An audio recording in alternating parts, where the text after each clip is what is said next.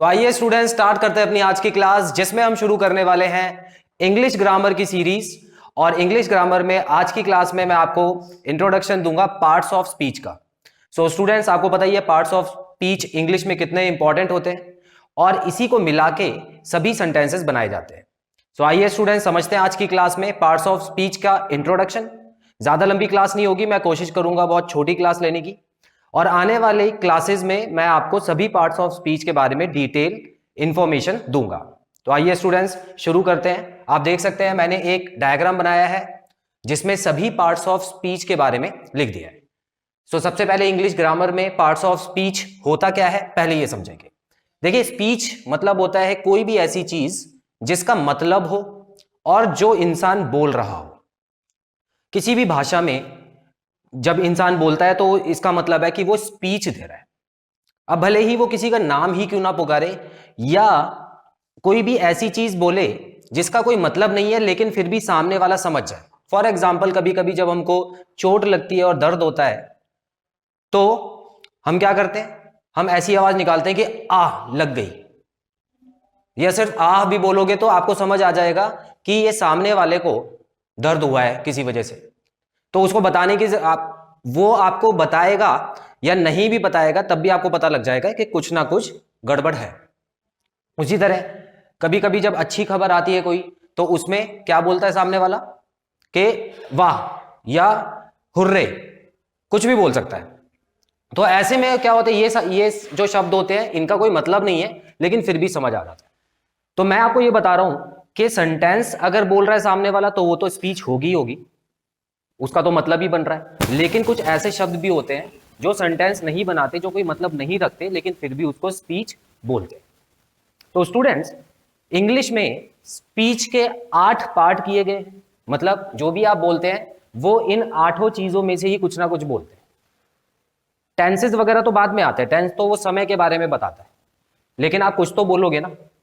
तो जो कुछ भी आप बोल रहे हो वो इन्हीं 8 चीजों में क्लासिफाई होते हैं। तो सबसे पहले समझते हैं ये 8 चीजें कौन सी हैं, और इसमें सबसे इंपॉर्टेंट जो नाउन है वो सबसे कैसे कनेक्ट होता है।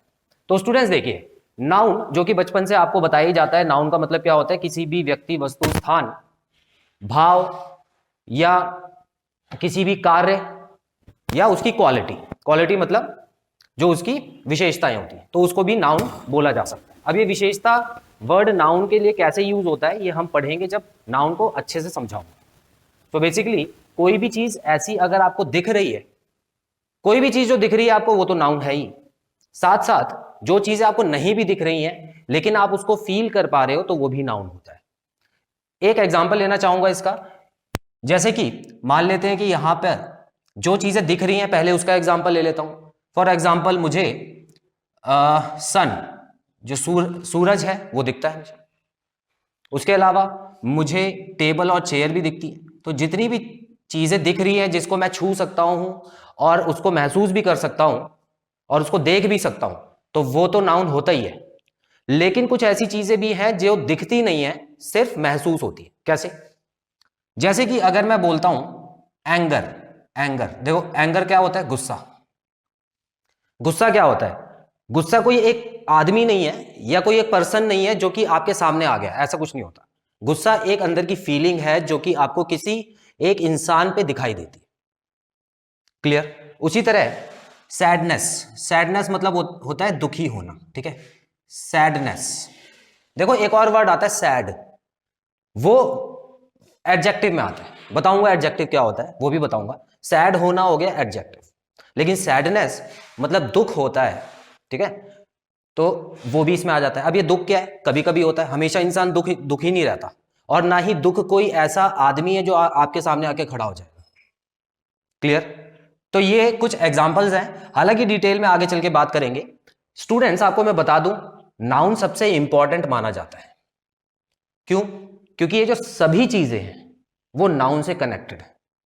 मैंने यहां पर इसीलिए नाउन से ही सारे एरोज निकाल के कुछ इस तरह का डायग्राम बनाया है ताकि आपको याद रहे ये चीजें। अब मैं आपको कनेक्ट करके भी दिखाऊंगा कि ये जो नाउन है इससे ये सारी चीजें कैसे कनेक्टेड है। कुछ चीजें इनडायरेक्टली कनेक्टेड होंगी, ठीक है, कुछ तो डायरेक्ट कनेक्शन रखेंगी, लेकिन कुछ चीजें ऐसी होंगी जो इनडायरेक्टली कनेक्टेड होंगी। तो हम देखते हैं कैसे। तो सबसे पहले नाउन से जो डायरेक्ट कनेक्शन रखता है वो है प्रोनाउन। अब प्रोनाउन को हिंदी में क्या बोलते हैं, चलिए हिंदी भी लिखते रहते हैं। नाउन को क्या बोलते हैं स्टूडेंट्स, संज्ञा बोलते हैं। जिनकी हिंदी जरूरी होगी बस उनकी ही समझिएगा। संज्ञा हो गया। प्रोनाउन क्या होता है, प्रोनाउन होता है सर्वनाम। सर्वनाम होता है। अब देखो स्टूडेंट्स, सर्वनाम ऐसे शब्द होते हैं जो संज्ञा की जगह यूज होते हैं। एग्जाम्पल, मान लेते हैं कि मैं आपको अशोका जो राजा थे उनकी कहानी सुना रहा हूं या उनसे संबंधित एक सीन बता रहा हूं आपको, लड़ाई का सीन बता रहा हूं, कुछ भी बता रहा हूं। तो मैं अशोका के बारे में जब आपको बताना शुरू करता हूं तो पहली लाइन बोलता हूं कि अशोका एक महान राजा थे। उसके बाद मैं बोलता हूं अशोका युद्ध का अभ्यास करते थे, मतलब हमेशा लड़ाई की ट्रेनिंग लेते थे। अशोका अपनी प्रजा की मदद करते थे। अशोका ने बहुत बहुत तरीके के ऐसे नियम बनाए थे जिनसे प्रजा की मदद होती थी, जिनसे प्रजा को इंसाफ मिलता था। अब एक बात सोचिए, मैं हर लाइन में अशोका अशोका अशोका अशोका बोल रहा हूं, थोड़ा सुनने में अजीब नहीं लगा? तो इसीलिए अशोका तो नाउन है, तो सुनने में अजीब ना लगे या सेंटेंस को छोटा किया जा सके उसके लिए अशोका की जगह एक शब्द यूज कर सकते हैं, वह। क्या यूज कर सकते हैं, वह। इसका मतलब ही होता है। आदमी के लिए ही होता है, लड़की के लिए शी। चलो एक और एग्जांपल लेते हैं इसी का। मान लेते हैं मेरा नाम है प्रमित, ठीक है, आपको अभी तक नहीं पता हो तो मैं बता दूं, मेरा नाम प्रमित है। अगर मैं किसी से बात कर रहा हूं, मान लेते हैं अपने दोस्त से बात कर रहा हूं, तो मैं उससे बोल रहा हूं कि प्रमित की ऑनलाइन क्लासेस चल रही हैं। उसने कहा अच्छा, वो तो घबरा जाएगा कि क्या हो गया, कुछ करके तो नहीं आया, कुछ गड़बड़ तो नहीं है। उसके बाद मैं उसको बोलता हूं कि प्रमित खेलने गया था आज, तो कह रहा अच्छा अच्छा अच्छा, पता चले वो उठ के ही चला जाए फिर मेरे को ब्लॉक कर दे। तो इसका मतलब स्टूडेंट्स देखिए अजीब लग रहा है ना सुनने में, तो प्रमित प्रमित मैं अपना नाम क्यों बोलूं किसी के सामने ज्यादा। हाँ कभी कभी बोल सकते हैं जोश में आके, लेकिन अब मैं हमेशा प्रमित प्रमित बोलूंगा। अपनी मम्मी के सामने बोल रहे मम्मी प्रमित को भूख लगी है, मम्मी तो घबरा जाएंगी, ठीक है ना, चप्पल वप्पल ही मार सकती, मम्मी का तो भरोसा नहीं होता। तो स्टूडेंट्स यहां पर अपने नाम की जगह एक शब्द है मैं। क्या है, मैं, जिसको हम इंग्लिश में बोलते हैं आई। तो ये देखो ना, मैं तो एक नाउन हूं, मैं तो एक संज्ञा हूं, ठीक है, तो मैंने अपने नाम की जगह क्या लगाना शुरू कर दिया, मैं लगाना शुरू कर दिया, ठीक है। तो बेसिकली ये कुछ ऐसे शब्द होते हैं जो कि किसी व्यक्ति या वस्तु के लिए यूज होते हैं, ठीक है। अब जैसे कि वहां जो होता है वो किसी व्यक्ति के लिए यूज नहीं होगा, वो हमेशा किसी जगह के लिए यूज होगा, वहां, ठीक है। अब मान लो किसी से पूछते हैं कि तुम्हारे पिता कहां गए हैं, तो वो बताएगा किसी जगह का नाम बताएगा इसके बदले में, है ना। तो वहां हो गया जगह के नाम के बदले। चलिए आगे बढ़ते हैं स्टूडेंट्स। तो प्रोनाउन और नाउन सीधा संबंध रखता है। प्रोनाउन जो है वो नाउन की जगह यूज होता है। एडजेक्टिव के बारे में बात करते हैं स्टूडेंट्स। एडजेक्टिव नाउन की विशेषता बताता है, नाउन की खूबियां बताता है, नाउन कैसा है। जैसे एक बच्चा है, ठीक है, मान लेते हैं एक विद्यार्थी है, एक स्टूडेंट है, तो स्टूडेंट तो हो गया नाउन क्योंकि वो हमको दिख रहा है, ठीक है, उसको हम टच भी कर सकते हैं, स्टूडेंट हो गया एक नाउन। अब वो स्टूडेंट कैसा है, पढ़ने में अच्छा है, मान लेते हैं इंटेलिजेंट है, तो ये जो इंटेलिजेंट है ये उस स्टूडेंट की विशेषता है। स्टूडेंट हाइट में लंबा है तो उसके लिए हम टॉल यूज करेंगे, तो ये जो टॉल है लंबा, ये उसकी विशेषता बता रहा है। तो एग्जाम्पल के तौर पे मैं यहां पे लिख सकता हूं, जैसे हम एक वर्ड यूज करते हैं बहुत ज्यादा, गुड। गुड मतलब होता है अच्छा, ठीक है, तो ये किसी इंसान के लिए यूज होता है, इंसान के लिए भी हो सकता है या किसी वस्तु के लिए भी हो सकता है, लेकिन होता तो है ना किसी चीज के लिए, और उसकी खूबी बता रहे हैं। एक और वर्ड होता है इसका ऑपोजिट, बैड। अब ये मत समझना सिर्फ अच्छाई वाले शब्द ही आते हैं इसमें, बुराई वाले शब्द भी आते हैं, ठीक है, जैसे कि बैड। बैड भी तो कोई ना कोई क्वालिटी बता रहा है ना किसी चीज की। उसी तरह अगर मान लेते हैं इंटेलिजेंट, तो मैंने बता ही दिया। उसके अलावा जो मान लेते हैं एक लंबा पेड़ है, ठीक है, तो उसको हम क्या बोलेंगे, टॉल ट्री। उसी तरह एक खूबसूरत जगह है तो हम बोलेंगे ब्यूटीफुल, ब्यूटीफुल प्लेस, है ना। तो ये देखो सभी के एग्जांपल दे दिए।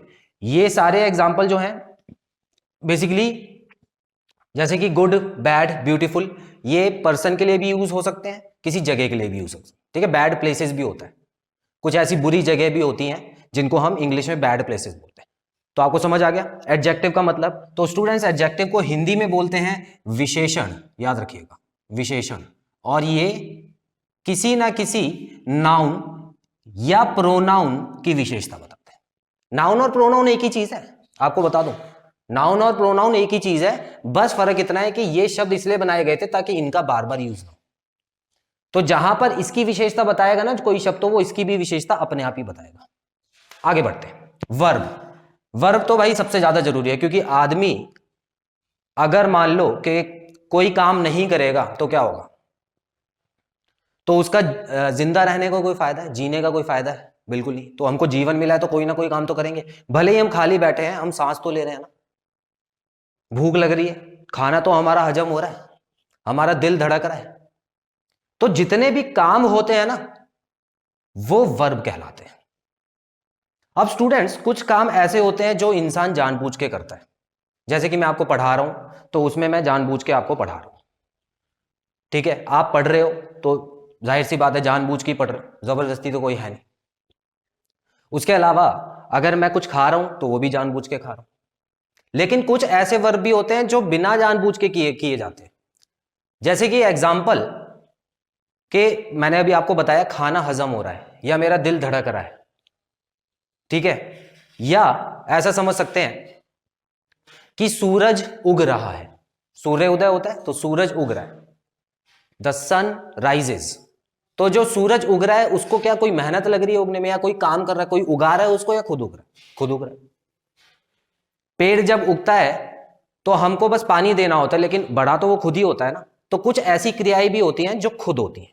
तो बेसिकली वर्ब ऐसी चीजें हो गई जो कि किसी व्यक्ति के बारे में कुछ बताने के लिए यूज किए जाते हैं, या कोई काम के लिए यूज किए जाते हैं। और वो काम क्या क्या हो सकते हैं, जो काम किए जाते हैं और जो काम खुद होते हैं। तो दो तरह से काम होते हैं। ठीक है, एग्जाम्पल लेते हैं। स्टूडेंट्स देखिए, यहां पर एग्जाम्पल के तौर पे अगर मैं लूं तो एक तो नॉर्मल ले लेता हूं, ईट। ठीक है, ईट का मतलब होता है खाना, मतलब खाने को उठा के मुंह में रखना, उसको बोलते हैं ईट। एक और खाना होता है हिंदी के हिसाब से, उसको फूड बोलते हैं, है ना। वो तो खाना जो हम लोग थाली में परोसते हैं उसको बोलते हैं। तो वो वाला तो नाउन हो गया जो हमको दिख रहा है, जो थाली में आया है वो ये है, लेकिन जब जब हम उसको उठा के खाएंगे तो ये हो जाएगा। क्लियर? ठीक है, एक ऐसा देख लेते हैं जैसे कि राइज। राइज होना मतलब एक ऐसा वर्ब है जो अपने आप होता है, ये कोई कर नहीं सकता। ठीक है ना, करते हैं, ये दोनों जगह यूज होता है, लेकिन आप अभी ये समझो कि राइज होना हो गया कि उदय होना, बढ़ना, तो बेसिकली ये अपने आप ही होता है। ठीक है ना। अच्छा, एक और वर्ड होता है जिसमें आप लोग ज्यादातर कंफ्यूज होते हैं, हियर। ठीक है ना, हियर और लिसन, इन दोनों का मतलब ही होता है सुनना। लेकिन आपको मैं बता दूं, छोटा सा फर्क बताता हूं, हालांकि इसके डिटेल के बारे में बाद में बात करेंगे जब वर्ड पढ़ाऊंगा आपको। तो लिसन होता है जब आप किसी चीज को जानबूझ के सुन रहे हो, आपको मजा आ रहा है उसको सुनने में। जैसे गाना, जब आप गाना सुन रहे हो और आपको अच्छा लग रहा है और आप मन से सुन रहे हो तो उसको बोलते हैं लिसन टू सॉन्ग। टू लगता है इसके पीछे हमेशा। ठीक है ना, लिसन के पीछे क्या लगता है, हमेशा टू लगेगा। और कोई ऐसी आवाज है जो आप सुनना नहीं चाहते लेकिन फिर भी आपके कान में पड़ रही है। फॉर एग्जाम्पल मान लेते हैं आप पढ़ाई कर रहे हैं और पड़ोस के मंदिर में कीर्तन होने लग गया। ठीक है, आपका मन था पढ़ने का, खूब मन वन बना के बैठे थे आप, तो पड़ोस के मंदिर में जब कीर्तन हुआ तो क्या हो रहा है, डिस्टरबेंस हो रही है आपको, आप उस आवाज को सुनना नहीं चाहते लेकिन फिर भी आपके कानों में पड़ रही है। ठीक है, हालांकि कीर्तन करना कुछ गलत नहीं है, इसको दूसरे सेंस में मत ले जाना। ठीक है, तो यहां पर आपको मैं बता रहा हूं कोई भी ऐसी चीज, अब जैसे बच्चे बाहर खेल रहे हैं, उसका शोर आ रहा है आपको, तो आप सुनना नहीं चाहते ना उसको, आप ध्यान थोड़ी देते उसको। कभी कभी हम ऐसे भी बोलते हैं, जैसे कोई गाना आपके सामने बजा तो आप बोलते हो ये गाना मैंने सुना है ना, लेकिन ध्यान नहीं दिया था उस समय, सुना है, तो उसके लिए आप हियर लगाओगे, I have heard this song. Clear? चलो, तो स्टूडेंट्स यहां पे वर्ब के बारे में बात हो गई, इतना बता देता हूं ये एक नाउन से कैसे रिलेट करता है। जो नाउन काम करता है, देखो काम कौन करेगा? नाउन ही करेगा, और कोई काम नहीं कर सकता। सोचो दिमाग लगा के, भाई जो भी हो रहा है वो नाउन ही तो कर रहा है।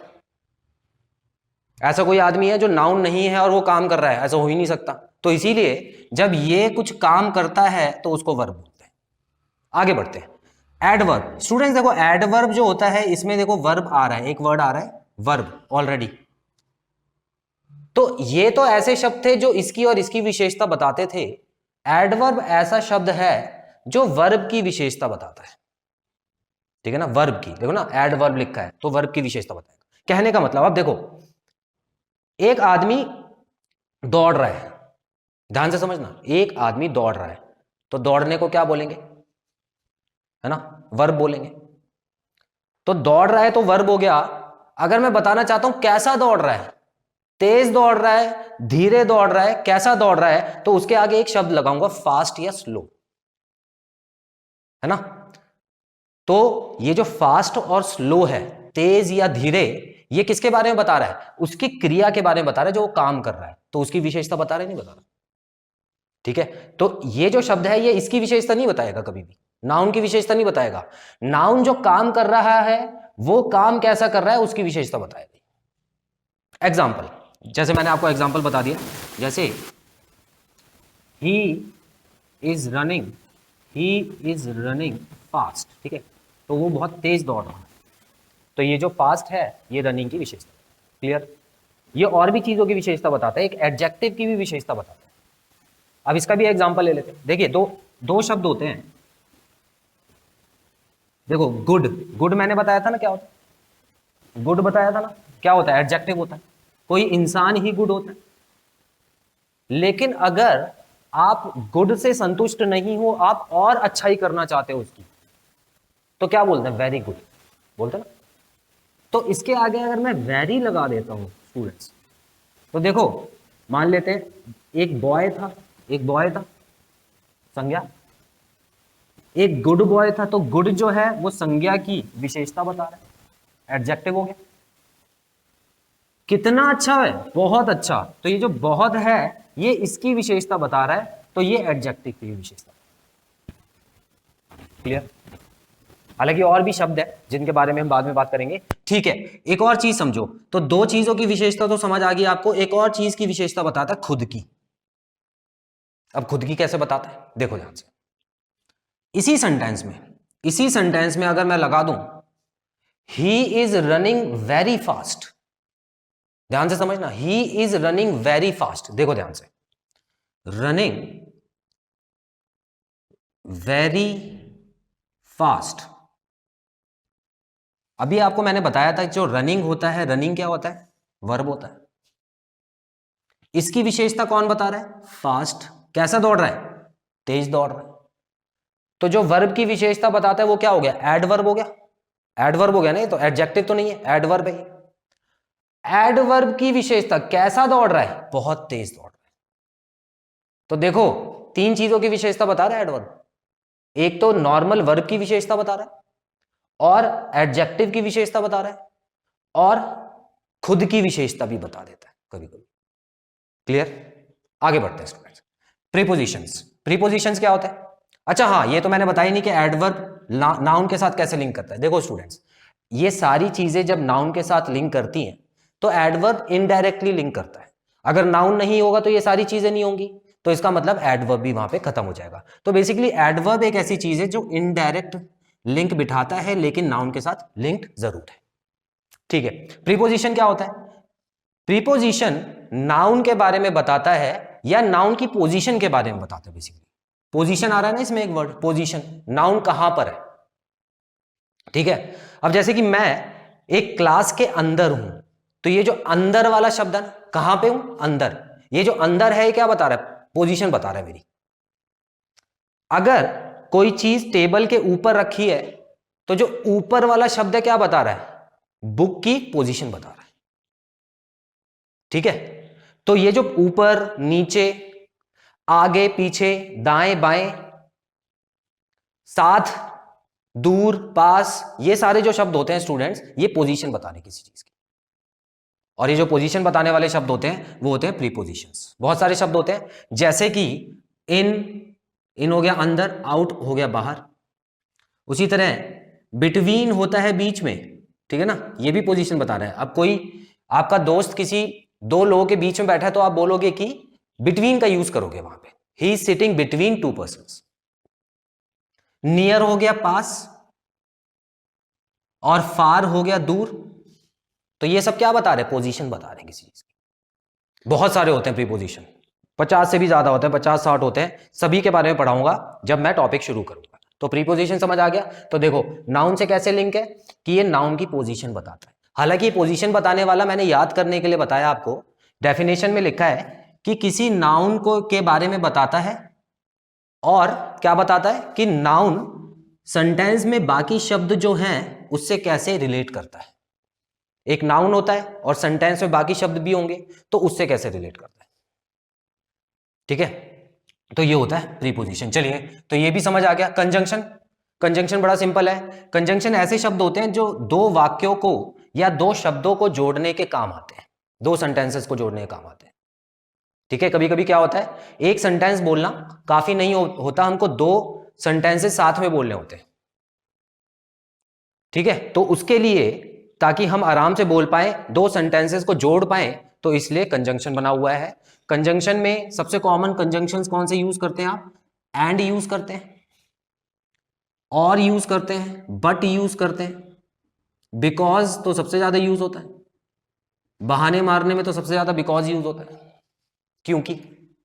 फॉर एग्जाम्पल, मैंने किसी बच्चे को होमवर्क दिया, तो वो क्या बोलता है आगे मेरे से कि सर मैंने होमवर्क नहीं किया क्योंकि। अब उसके बाद तो भाई किताब है पूरी बहानों की, वो तो मैंने भी लिखना शुरू कर दिया, इतने बहाने आते। तो बीमार पड़ गया था, ठीक है, सीढ़ी से गिर गए थे, लेकिन फिर भी जिंदा बच जाते हैं। ऐसा नहीं है कि मतलब कुछ हो जाए उनको, बाल भी बाका नहीं होता। ठीक है, तो क्योंकि मतलब दुनिया का बोझ उनके ऊपर था, तो ये सारे जो बहाने हैं ये किस लिए? बिकॉज की वजह से। तो बिकॉज बहुत इंपॉर्टेंट शब्द है आपकी जिंदगी का। ठीक है स्टूडेंट्स, तो बिकॉज क्या होता है, देखो दो सेंटेंसेस को मिला रहा है। मैंने होमवर्क नहीं किया क्योंकि मैं बीमार था, दो सेंटेंसेस है नहीं है। एंड मैं किसी शादी में गया और मैंने वहां खाना खाया। अभी खाना खाने ही जाते हैं नॉर्मल इंसान, और किस ले जाएगा? भले और काम कर रहे हो, लेकिन नजर कहां होती है? प्लेट पे ही होती है, जो मतलब खाने की जो बर्तन होते हैं कि कब खुलेंगे। ठीक है, उसी तरह और मतलब होता है या मतलब दोनों में से कोई एक चीज।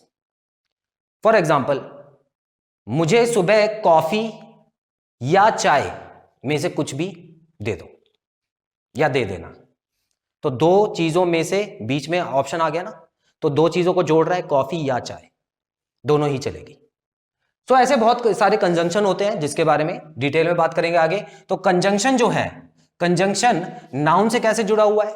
ये भी इनडायरेक्टली जुड़ा हुआ है, बाकी सब डायरेक्टली जुड़े हुए स्टूडेंट्स, ठीक है ना। जहां पे मैं इनडायरेक्ट लिख रहा हूं तो समझ जाना कि इनका डायरेक्ट रिलेशन नहीं होता है, इनडायरेक्ट होता है। हालांकि दो नाउन की अगर बात कर रहे हैं, एक सेंटेंस में दो नाउन की बात करेंगे तो वहां पे कंजंक्शन लगता है। जैसे कि Mohan and Rahul are my friends, है ना, दोनों ही मेरे दोस्त हैं। तो मैंने क्या किया, दोनों के बीच में, अगर ये नहीं होते तो क्या होता, मुझे एक ही सेंटेंस को रिपीट कर करके बोलना होता। फॉर एग्जाम्पल, मैं बोलता कि मोहन मेरा दोस्त है, राहुल मेरा दोस्त है। अजीब नहीं लग रहा सुनने में?